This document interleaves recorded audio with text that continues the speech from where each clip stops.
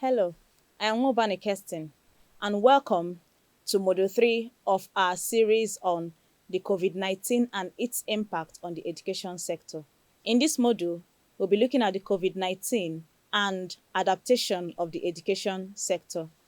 By the end of this lesson, you should be able to suggest how teachers are to adapt to new norms of pedagogy.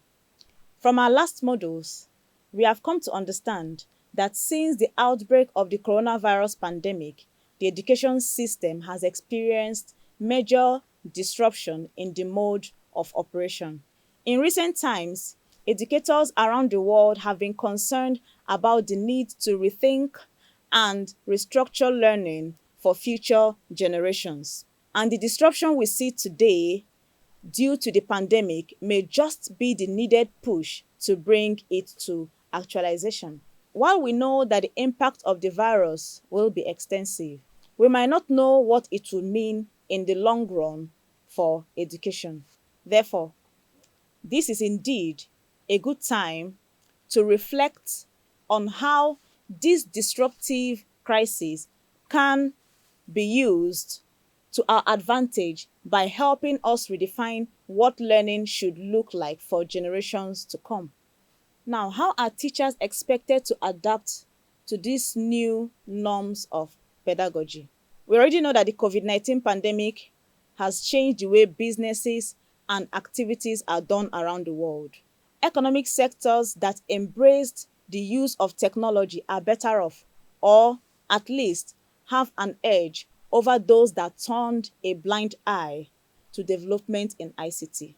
In such countries, the use of virtual tools and the internet have greatly helped them continue academic activities at home and other locations people find themselves outside the classroom.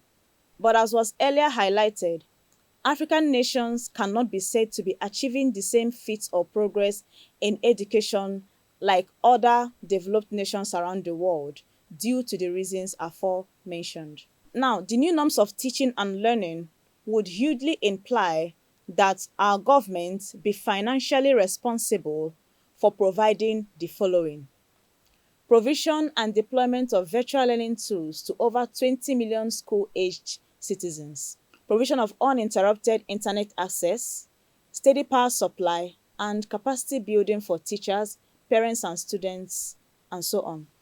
Teachers, therefore, can adapt to this new method of teaching by engaging in capacity building on the use of virtual tools.